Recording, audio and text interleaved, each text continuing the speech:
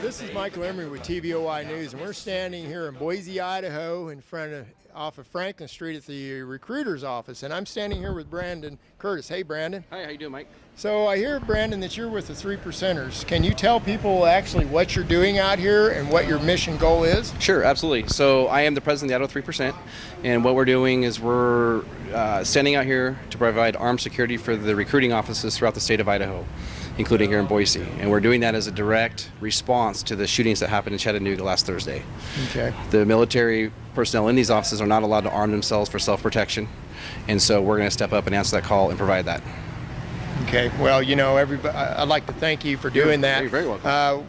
TVOI News has done our best to try to help them get some proper information out there. If anybody out there that is in media wants to get any kind of exclusives, come through us and TVOI News. And I'm sure, Brandon, you'd like everyone to know exactly what you're doing, because I hear that you were a police officer for 13 years. Correct. 11 years, actually. It was 11? Yeah. Okay, Yep. Well, I don't think I could think of anybody more qualified to be an ambassador between police officers and citizen bodies, so that we can all start working together. Absolutely, and it's important. It's important to understand the relationships that are needed between local law enforcement and our organization, and how that needs to be run, and how we are structured very professionally, and everything we do is professional. Okay.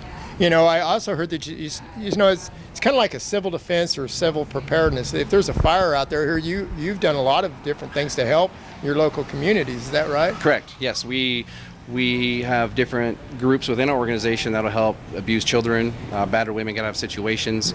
A little bit of personal protection that the police can't do because of policies, maybe. Or correct. Something. Or they just don't have the manpower, or it's a civil situation that we can go help provide some security for that they can't get involved in. Well, that's pretty cool. Maybe just kind of stand in the background while some woman gets her stuff out of a battered home or Exactly. whatever. That's exactly right. Oh, that's I thank you for that. Yeah, it works out real well. You know, out of everything that you've seen since you stood in front of the recruiting station here, what's the most positive thing you've seen, and then what's the most negative thing you've seen?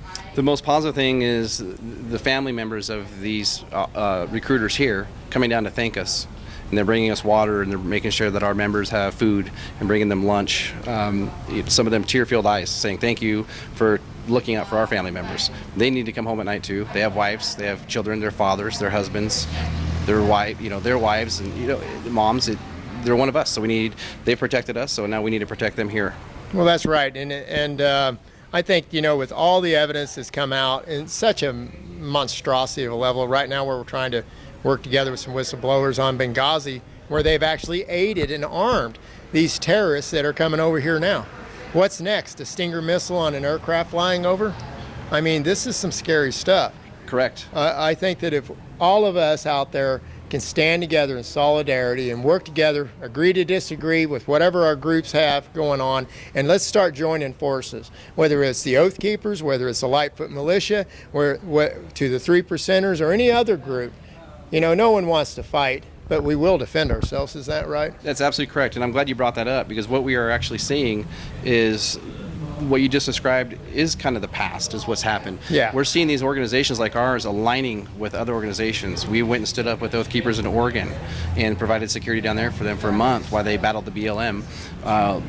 We align with Oath Keepers, we align with Idaho Lightfoot Militia. All these organizations, we need to come together. There shouldn't be any differences. We're all here for the same cause. Well, it's almost like having different divisions, folks. Right. So, okay, maybe you're in the military, maybe you didn't like the Marines, and you're in the Army. But when it comes to battle rattle, what do? You join forces. That's right. So, folks, this is battle rattle time in civvies, not being threatening, but be prepared. I think that's where we're really all at. Absolutely, and this is a call to action for that. I don't care what organization you're with. We all need to come together, work together, put any differences aside. We are not here for ourselves. We're not here for any other reason except to make our community a better place. That's it.